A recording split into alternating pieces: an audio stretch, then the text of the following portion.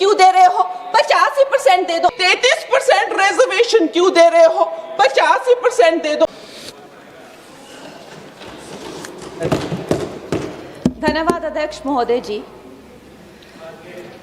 अध्यक्ष जी, मैं कल एक पॉडकास्ट कर रही थी जहां मेरी जो होस्ट थी, जो इंटरव्यूअर थी, वो भी एक महिला थी।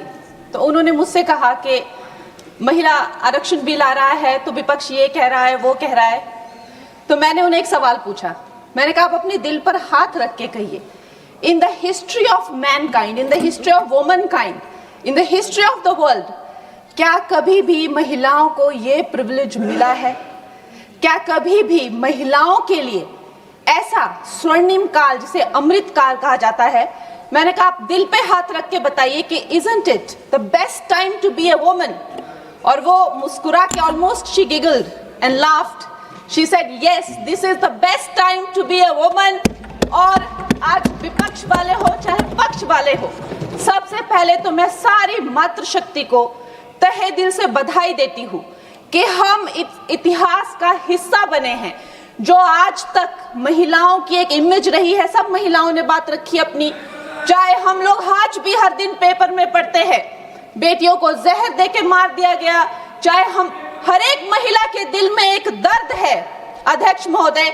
और आज प्रधानमंत्री जी नरेंद्र मोदी जी के नेतृत्व में जो एनडीए की सरकार ने किया है, मुझे हमारी एक बहुत ही चर्चित फिल्म है, फिल्म इंडस्ट्री की, दिलवाले दुल्हनिया ले जाएंगे, उसमें एक डायलॉग है कि जा सिमरन तू जी ले अपनी जिंदगी।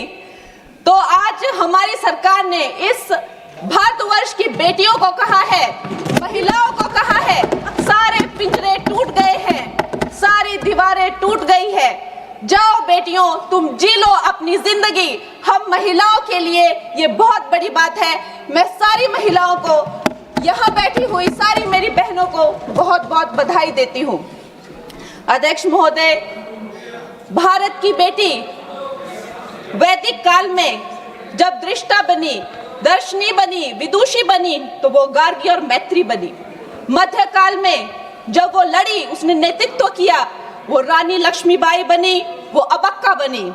अध्यात्म में जब भारत की बेटी ने परचम उठाया, परचम पाया, तो वो मीराबाई बनी, अक्का महादेवी बनी। आज भी हमारे भारत की बेटियां जो है हर क्षेत्र में, चाहे वो डिफेंस हो, चाहे वो स्पोर्ट्स हो, फिल्म इंडस्ट्री हो, चाहे वो मंगल मिशन हो, कोई भी ऐसा क्षेत्र नहीं है जिसमें वो भारत का नाम ऊंचा नहीं कर रही हो। लेकिन ये जो राजनीति का एक क्षेत्र है, वही एकमात्र ऐसा क्षेत्र है अध्यक्ष महोदय जी, जहां पर हमारा देश पूरे विश्व के साथ कदम से कदम मिलाकर नहीं चल पा रहा है। मैं हिमाचल प्रदेश का उदाहरण देती हूँ।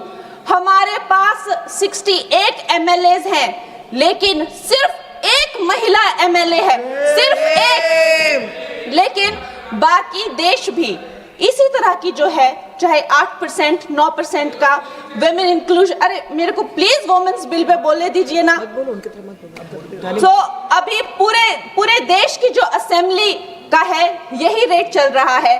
और ये जो दर है, इसकी जो औसताना दर है, वो 9% to 8% है लोकसभा में, जबकि हमें 13% तक पहुंचे हैं। लेकिन ये वैश्विक दर दूर दूर तक कहीं वो वैश्विक दर के नजदीक नहीं है।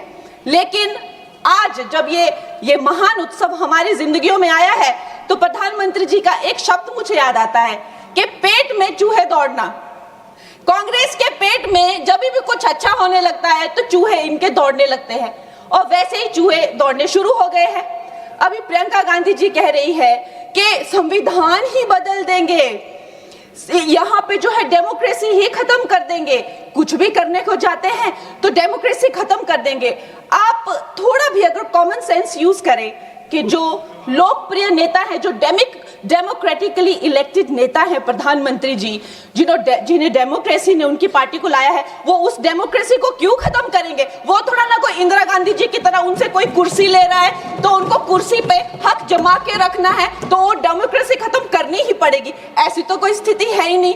तो जैसे प्रधानमंत्री जी ने कहा कि अगर किसी के लिए डेमोक्रेसी वर्क करती है तो वो मेरे लिए ही सबसे ज्यादा वर्क करती है। तो इतना तो कॉमन सेंस होना चाहिए। जब देखो लोगों को बहलाना फुसलाना, जब देखो जो है वो झूठी बातें चलाना। और अब एक नई बात सीखी है, डिलिमिटेशन जो है। चलो वुमेन्स बिल, उनमें हिम्मत नहीं है बोलने की, डिलिमिटेशन में लफड़ा है, इसको हम लोग नहीं आने देंगे। अरे प्रियंका गांधी जी, जब लास्ट टाइम डिलिमिटेशन तो कोई बीजेपी का तो कोई प्रोसीजर है नहीं, एक ये संवैधानिक ये एक प्रोसीजर है, हर 11-11 साल में होता था। 51 में हुआ, 61 में हुआ, 71 में हुआ। 71 में जब हुई डिलिमिटेशन तो 61 करोड़ जो है वो भारतीय थे। उस टाइम पे जो 543 जो लगभग सीटें थी, आज भारतीयों की संख्या 140 हो गई है। क्या उनका समीकरण है? क्या उसमें से SC ST उनको उनका हक नहीं मिलेगा? SC ST में भी 1/3 हक महिलाओं, उनकी क्या संख्या है, उनकी क्या सीट आएगी? ये सारी कैलकुलेशन किस तरह से आप रिजर्वेशन देंगे? 140 करोड़ जो अब महिलाएं हैं तो they should not be accounted for. इस तरह की ये बहकी बातें कर रहे हैं। अभी मेरी बहुत अच्छे मित्र हैं यहाँ, जून TMC के जो MP हैं, उन्होंने कहा कि 33% रिजर्वेशन क्यों दे रहे हो, 85% दे दो। अरे आप थोड़ा तो कॉमन सेंस यूज करिए। अगर आप जो है 33% दे रहे हैं, लेकिन जो बाकी सीट्स है उन किसी भी सीट पे वो ओपन सीट्स है, वो महिलाओं को लड़ना जो है उस पे कोई भी किसी तरह का बैन नहीं है। 14% हम ऑलरेडी पहुंच गए हैं। तो जून जी, मैं आपको ये कहना चाहूंगी कि लगभग 50% से ज्यादा महिलाओं का पार्टिसिपेशन होगा इस महिला बिल के बाद। तो अध्यक्ष महोदय जी, सोनिया गांधी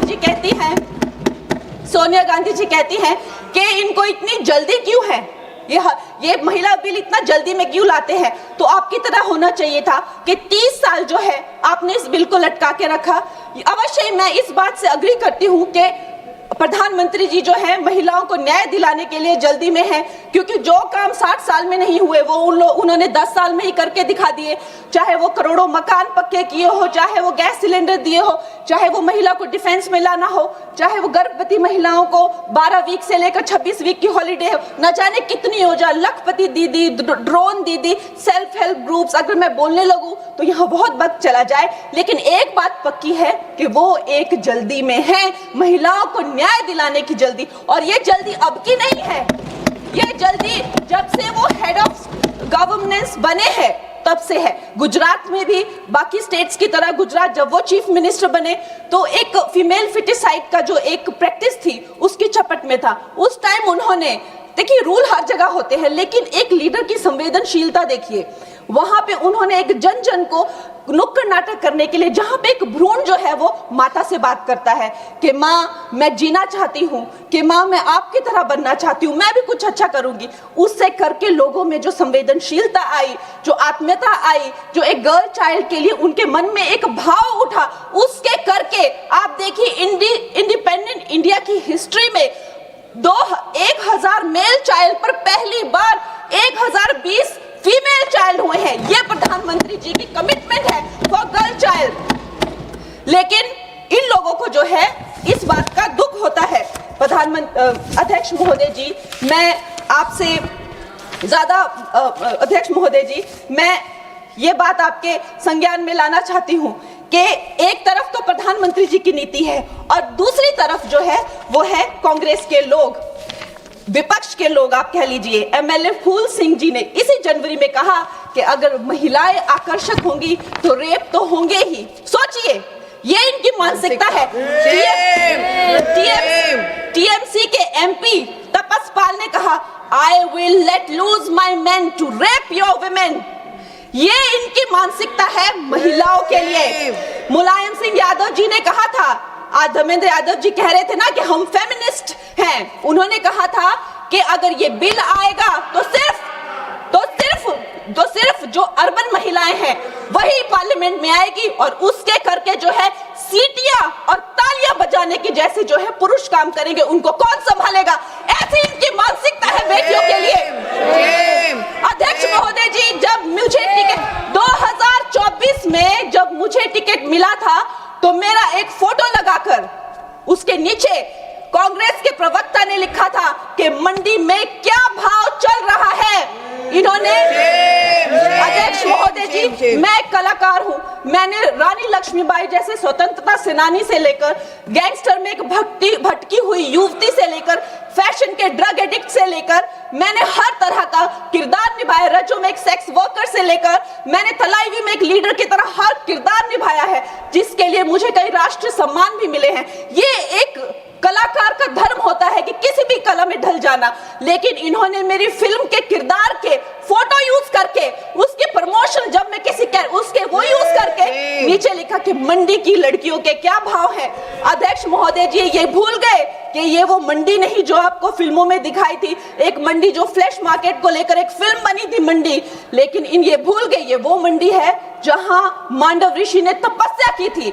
मांडव ऋषि के नाम पर मंडी का नाम पड़ा है अध्यक्ष महोदय, और उसे छोटे काशी भी कहा जाता है। ये कांग्रेस की जो नीच सोच है उसको मंडी के लोगों ने, मंडी की बहन बेटियों ने जो है तब तमाचा मारा जब इसके रिजल्ट आए और दिखाया कि ये भारत की भूमि है, यहाँ बेटियों का अपमान करना जो है किसी पाप से भी बढ़कर है। अध्यक्ष महोदय जी, एक तरफ तो इनकी नीति है और दूसरी तरफ प्रधानमंत्री जी, जब अभी आपने देखा कि नेशनल क्रिएटर अवार्ड्स में वो जेनजी को जब पूरी तरह से संबोधित कर रहे थे तो उन्होंने जो है जब वो जेनजी को संबोधित कर रहे थे तो उन्होंने जो है आधुनिक फैशन में जो है पैरेलल ड्रॉ किया, जो मिनी स्कर्ट्स होते हैं, जो ब्लॉक हील्स होते हैं, जो लेडीज के पर्सेस, एक्सेसरीज होती है, जो कोणार्क टेम्पल में जो स्कल्पचर बने हैं, और उन्हें जो है हमारे कल्चरल हेरिटेज का एम्बेसडर बनाया। और प्रधानमंत्री जी, इससे उनकी जो कल्चरल रूटेड जो प्रोग्रेसिवनेस है वो नजर आती है। आज भारत की बेटी ये मानती है कि प्रधानमंत्री जी से बड़ा कोई भी फेमिनिस्ट नहीं है। He is the only flag bearer of feminism। और ये भारत की बेटियां जो है सदा उनकी आभारी रहेगी, जो उन्होंने भारत की महिला शक्ति में, मातृशक्ति में विश्वास दिखाया है, उसके लिए हम सदा आभारी रहेंगे। मैं अपनी पार्टी को बधाई देती हूं और साथ ही सब महिलाओं को धन्यवाद।